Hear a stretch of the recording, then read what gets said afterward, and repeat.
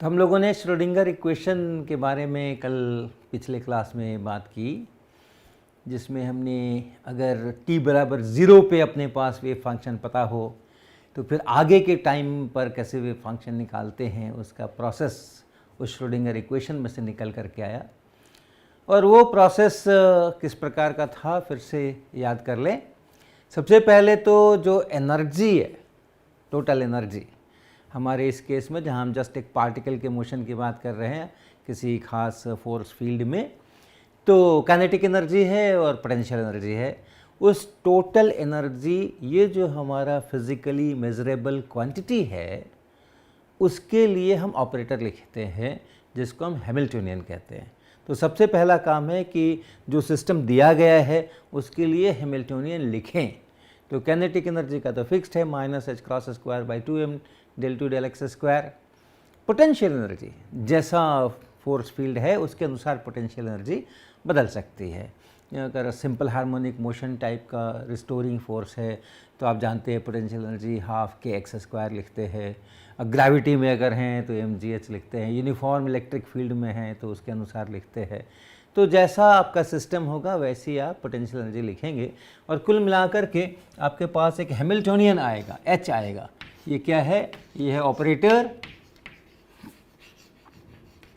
For total energy.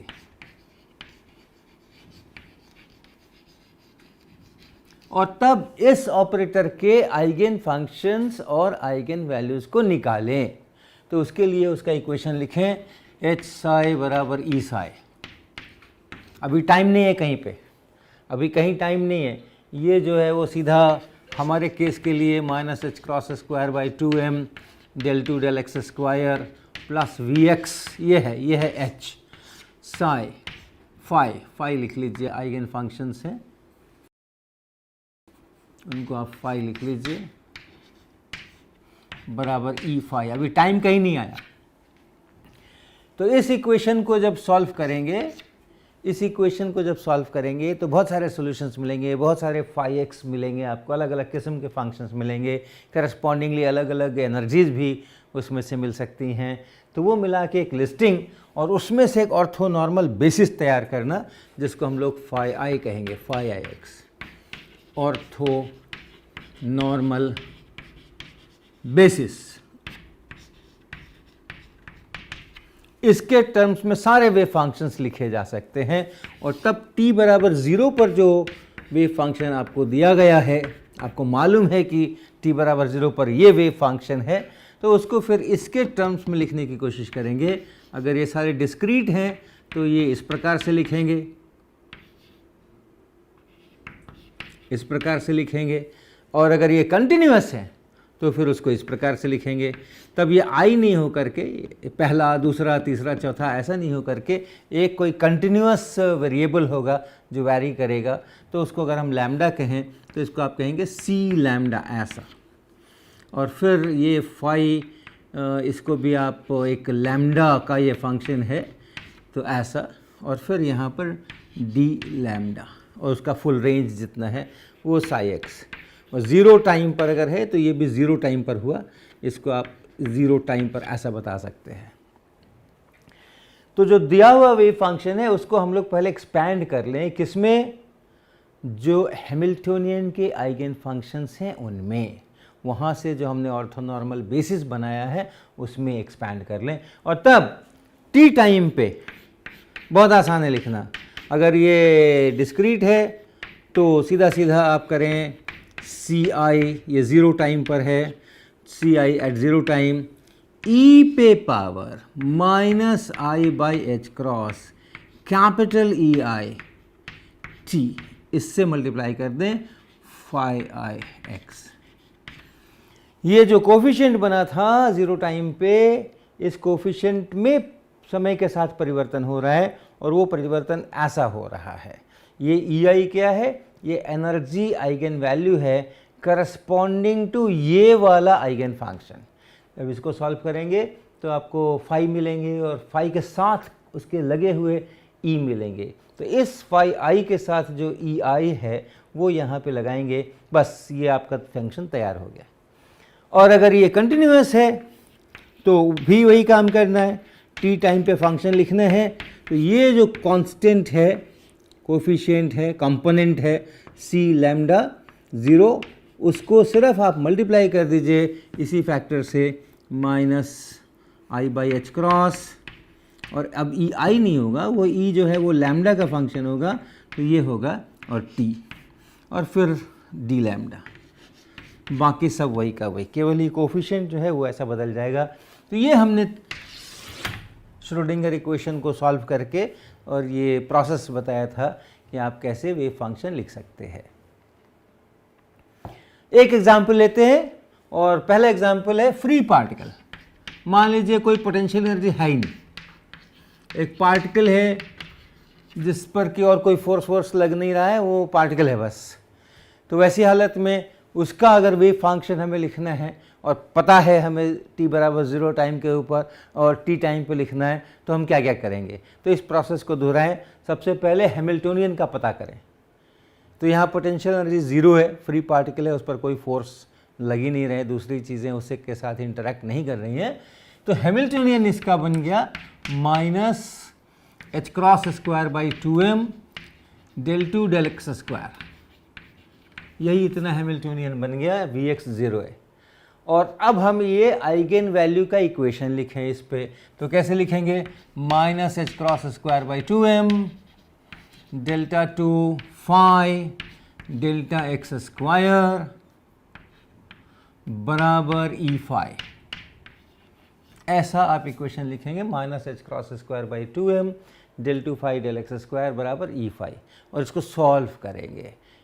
वो सारे phi निकालने की कोशिश करेंगे जो इस इक्वेशन को सेटिस्फाई करते हैं, और वो सारे फाई कौन से होंगे, बहुत सारे हो सकते हैं, लेकिन जो हम यूज़ कर रहे हैं वो हम यूज़ कर रहे हैं फाई एक्स और साथ में पी।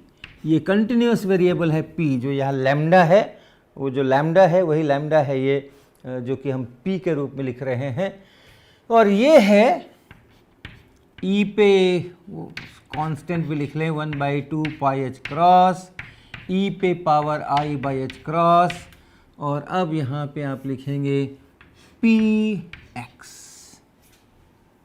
वही मोमेंटम वाला भी फंक्शन है। आप वेरीफाई करके देखें, अगर इसको आप 2 बार डिफरेंशिएट करें तो क्या होता है, चेक कर लीजिए। एक बार डिफरेंशिएट करेंगे, डेल फाई डेल एक्स करेंगे तो क्या बनेगा, ये इतना रहेगा, और उसके बाद इसका डिफरेंशिएशन होगा x में, तो i by H cross P ये निकल करके आएगा, और फिर आप इतना लिखेंगे। और फिर सेकंड डिफरेंशिएशन करेंगे जब, तो ये फैक्टर ऐसा रहेगा, और इसमें से निकल करके ये फिर से आएगा, तो i बाई एच क्रॉस यहाँ होगा p, और फिर से i by H cross p यहाँ होगा, और e पे power i H cross P x बनेगा। और ये मिल करके आपका ये ओरिजिनल ये फाई वापस आ गया है, और ये है माइनस p का स्क्वायर बटा एच क्रॉस का स्क्वायर। और इसलिए अगर यहाँ पे एक minus h cross square by 2m लगा देते हैं, यहाँ भी एक माइनस लगा देते हैं, और H cross square by 2m लगा देते हैं, और यहाँ पर भी एक माइनस और H cross square by 2m लगा देते हैं, तो आप देखें ये क्या बन गया, ये बन गया p स्क्वायर बाई 2m। और ये चीज़ बाकी जो है वो तो है ही, जो ओरिजिनल हमने जिसको फाई एक्स पी कहा है वो तो है ही यहाँ पे। तो ये जो फंक्शन है, इस पर अगर आपने ये ऑपरेट किया तो वही फंक्शन दोबारा मिल गया, और ये है एनर्जी आइगन वैल्यू, ये है वो ई जो कि लैम्डा का फंक्शन है, यानी यहाँ पे पी का फंक्शन है। तो अगर मुझे कोई वेव फंक्शन मालूम है, t बराबर 0 पे, किसी एक समय पे, किसी एक खास क्षण पे हमें उसका वेव फंक्शन पता है, और वो वेव फंक्शन जैसा भी हो, छोटा बड़ा जैसा भी है, साई x0 अगर मुझे पता है, तो उस साई 0 को इस बेसिस फंक्शंस में एक्सपैंड कीजिए। ये है प्रोसेस। उस साई ज़ीरो को बेसिस फंक्शन के अंदर में एक्सपैंड कीजिए, ये है प्रोसेस। तो मुझे तो बहुत अच्छी तरह पता है कि ये कैसे करते हैं, हम लोग बहुत बार कर चुके हैं इसको। ये एक्सपैंड ऐसे होगा, integration A P zero time पे, क्योंकि ये ज़ीरो टाइम का वेव फंक्शन है, ए पी, और उसके बाद वो पूरा 1/2 पाई एच क्रॉस स्क्वायर रूट ई पे power I by H cross P x D P, ये एक्सपांशन हो जाएगा जैसे मैंने यहाँ पर लिखा हुआ है। ये कोफिशिएंट है और ये आइगन फंक्शन है, और उसके बाद जो वेरिएबल है, कंटिन्यूस वेरिएबल, वो है। तो वैसा ही वहाँ पे आप देखिए, ये इसका कंपोनेंट या कोफिशिएंट हो गया, ये वो आइगन फंक्शन हो गया, और फिर डीपी, ऐसे आप इसको एक्सपैंड कर सकते हैं। और एपी कितना है वो भी आपको पता है। इस एपी को मालूम करने के लिए क्या करना है, इस एपी को मालूम करना चाहते हैं अगर ये फंक्शन पता है तो आप यही फंक्शन लिखेंगे यहाँ पे, साई एक्स ज़ीरो लिखेंगे यहाँ पे, और यहाँ पे लिखेंगे 2 पाई एच क्रॉस ई पे पावर माइनस माइनस लगाकर I by H cross P X, और इस बार इसको x पे इंटीग्रेट करेंगे। तो अब जो फंक्शन मिला ये p का फंक्शन है, वो है ये AP। तो इतना कोफिशिएंट्स आप यहाँ रख देंगे तो इसका एक्सपांशन होगा। और t टाइम पे अगर चाहिए, यही वेव फंक्शन अब क्या हो जाएगा t टाइम पे, वो अगर चाहिए तो इसी एक्सप्रेशन में AP के स्थान पे उसको मल्टीप्लाई कर दीजिए। किससे मल्टीप्लाई कर दीजिए, इससे, e पे power minus I by H cross E T, E पे power minus I by H cross E T, इससे आप मल्टीप्लाई कर दीजिए e पे power minus I by H cross E, और e इस बार कितना है, p स्क्वायर बाई 2m।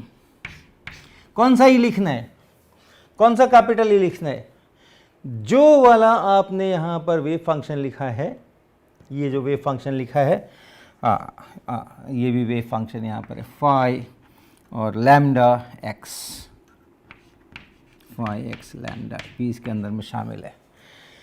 तो ये जो फंक्शन यहाँ लिखा है, ये फंक्शन लिखा है, इसी फंक्शन के करस्पॉन्डिंग जो एनर्जी आइगन वैल्यू है वो लगानी है, इसी के करस्पॉन्डिंग जो आइगन वैल्यू है आपका वो लगाना है। जो लैम्डा यहाँ है वही लैम्डा यहाँ पर भी है। तो इस वाले लैम्डा के करस्पॉन्डिंग ये एनर्जी है और ये आइगन फंक्शन है। तो वही काम कर रहे हैं हम, यहाँ पे हमने p वाला हम आइगन फंक्शन लिख रहे हैं, ये p वाला आइगन फंक्शन है, ये p वाला आइगन फंक्शन है। तो p वाली एनर्जी को यहाँ लगाना है और फिर वही आइगन फंक्शन लिख देना है यहाँ पे।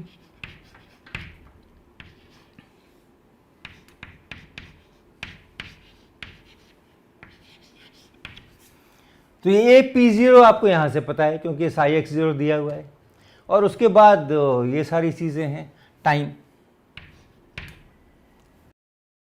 Minus I by H cross E और ऊपर time, minus I by H cross E और उसके बाद time, minus I by H cross E उसके बाद टाइम। तो ऐसे करके हम लोग ये फंक्शन लिख सकते हैं। सामान्यतः अगर आप इसको देखें तो ये आप इसको इन दोनों टर्म्स को अगर कंबाइन कर दीजिए तो क्या बनता है, ये बनता है ए पी नॉट, ये लिख दिया हमने 1/√2 पाई एच क्रॉस, ये लिख दिया हमने। इन दोनों को एक साथ लिख लीजिए, ई पे power I by H cross P x minus P square by 2m और इनटू टी, ऐसा बनता है ये dp। और इससे आप काफ़ी कुछ वाकिफ़ हैं, इसको आप इतने पार्ट को आप लिख सकते हैं अलग से। ये e पे पावर आई के एक्स माइनस ओमेगा टी है, जहाँ k लिखा जा रहा है p बाई एच क्रॉस के लिए और ओमेगा लिखा जा रहा है, ये लिखा जाएगा P square divided by 2m, omega T लिखते हैं ना, ओमेगा टी, तो बाई एच क्रॉस, के एक्स माइनस ओमेगा टी। तो ये k की जगह पे p बाई एच क्रॉस आ रहा है और ओमेगा की जगह पे पी स्क्वायर बाई 2m और नीचे h क्रॉस ऐसा आ रहा है ये। और ये आप जानते हैं ये क्या है, ये cos kx minus omega T plus I sine kx minus omega T, ये है ये। और इन दोनों को आप जानते हैं, दोनों वेव्स हैं, और वेव की वेलोसिटी, इसको देख लें या इसको देख लें, वेव की जो वेलोसिटी है, वेव वेलोसिटी, वो है ये ओमेगा बाई के।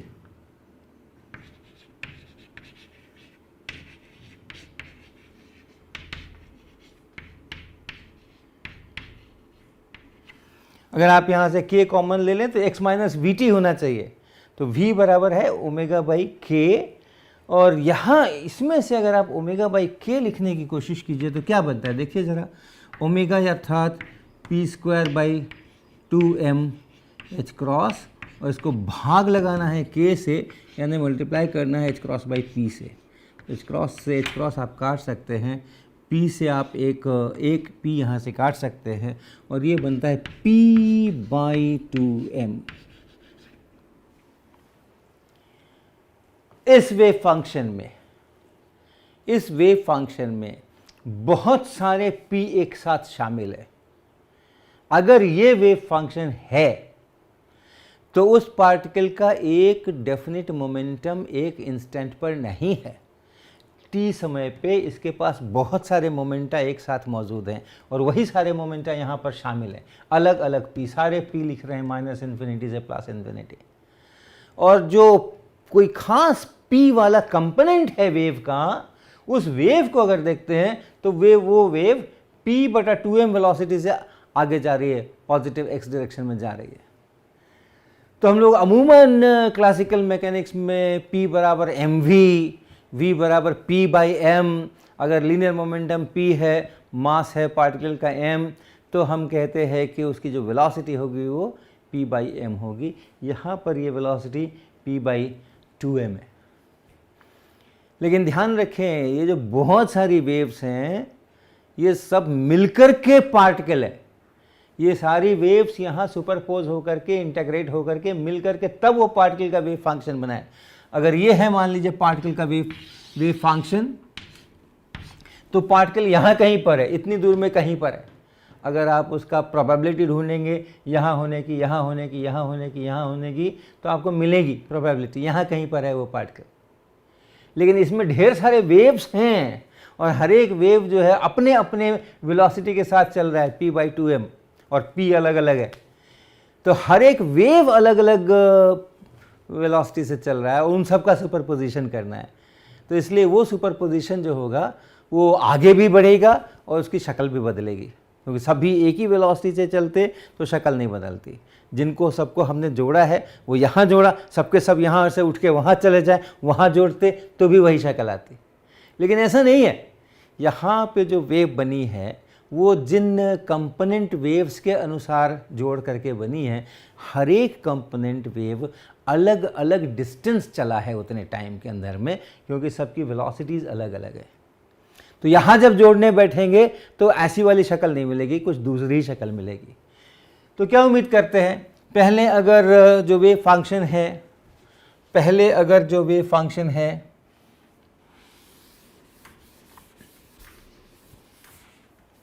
वो अगर यहाँ पे रहा होगा, ऐसा ऐसा ऐसा ऐसा कुछ रहा होगा, ये वेव फंक्शन रहा होगा, बाद में सब कुछ दाहिने खिसका है, हर एक कंपोनेंट वेव दाहिने खिसकी है, तो ये सुपरपोजिशन भी दाहिने खिसकेगा। लेकिन थोड़ी शक्लें बदली हो सकती हैं, तो हो सकता है कि यहाँ से यहाँ पहुँच गया हो, और लेकिन इसकी शक्ल जो है कुछ ऐसा हो गया हो।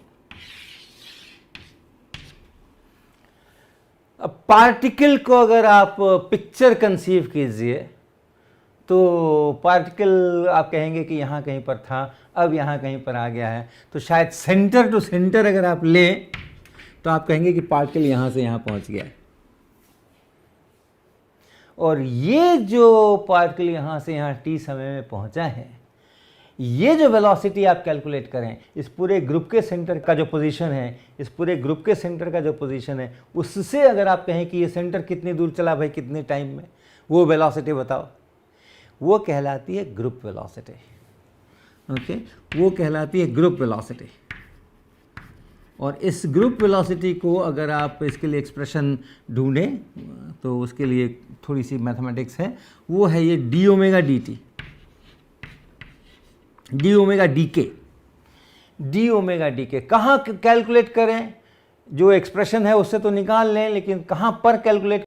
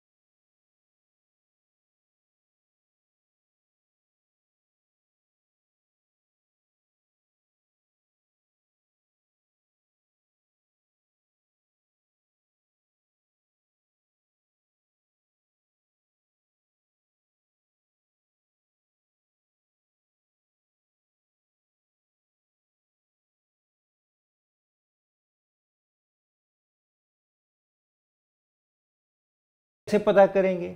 अगर t समय के लिए हम वेव फंक्शन लिखेंगे तो यही वाला वेव फंक्शन होगा। यहाँ पे इसकी जगह पे t लगाना है, इसकी जगह पर आप t लगा देंगे।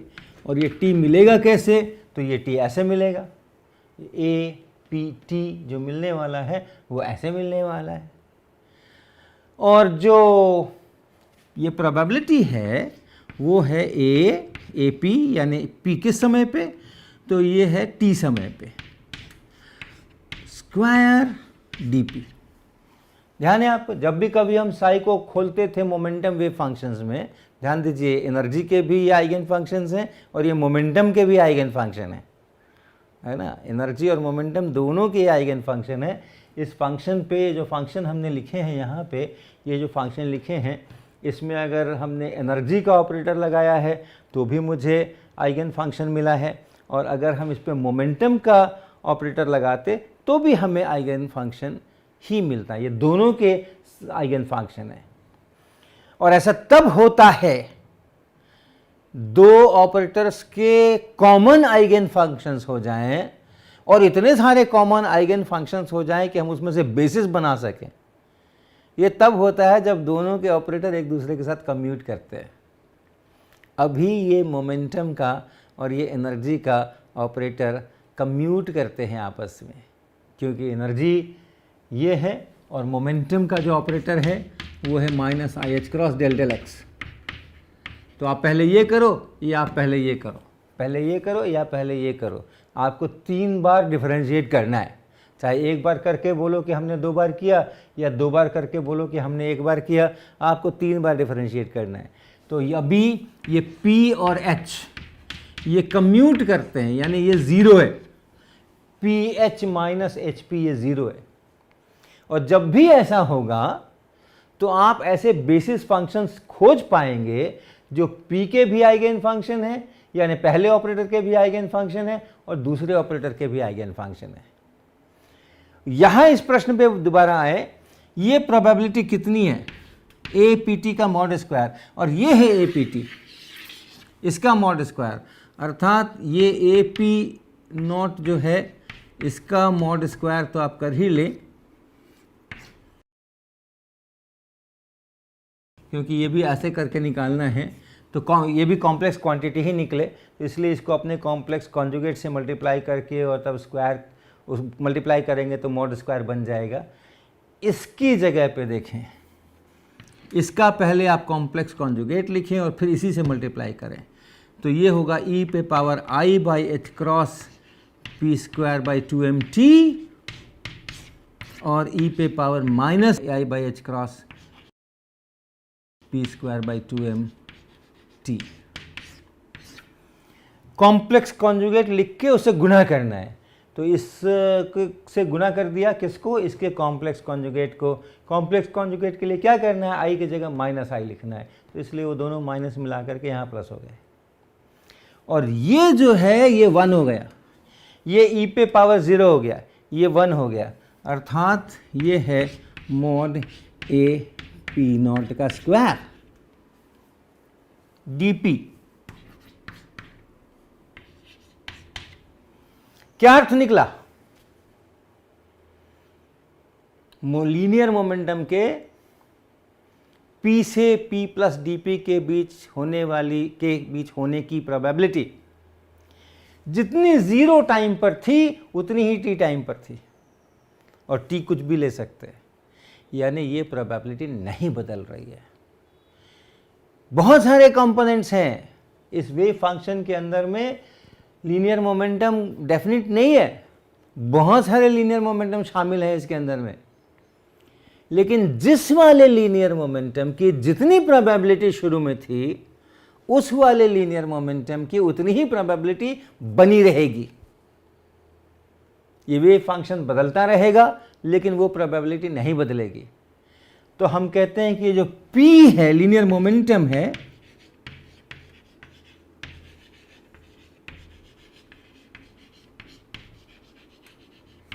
is a constant of motion। ये कांस्टेंट है, लेकिन ध्यान रखिए ये डेफिनेट नहीं है। एक समय पे इसके बहुत सारे मोमेंटा एक साथ इस पार्टिकल के पास हैं और आप मेजर करोगे तो कोई एक मिलेगा, और क्या मिलेगा उसकी प्रोबेबिलिटीज हैं। ये डेफिनेट नहीं है, किसी भी क्षण ये डेफिनेट नहीं है, इसके बहुत सारे पॉसिबल वैल्यूज हैं, लेकिन इसको हम लोग कांस्टेंट कहते हैं। पूरे मोशन में ये कांस्टेंट रह रहा है, अर्थात ये डिफरेंट मोमेंटा की जो प्रोबेबिलिटीज हैं वो नहीं बदल रही हैं समय के साथ। जिस मोमेंटम के पाए जाने की जितनी प्रोबेबिलिटी है उतनी ही है। ऐसा तब होता है जब उस ऑब्जर्वेबल का ऑपरेटर हैमिल्टोनियन के साथ कम्यूट करता है। जैसे यहाँ लीनियर मोमेंटम का ऑपरेटर हैमिल्टोनियन के साथ कम्यूट कर रहा है, इसलिए linear momentum is a constant of motion. कोई भी ऑब्जर्वेबल जिसका ऑपरेटर हैमिल्टोनियन के साथ कम्यूट करे उसके साथ ऐसा ही होने वाला है, वो ऑब्जर्वेबल कांस्टेंट ऑफ मोशन होने वाला है, उसके डिफरेंट वैल्यूज़ की प्रोबेबिलिटीज़ नहीं बदलने वाली है।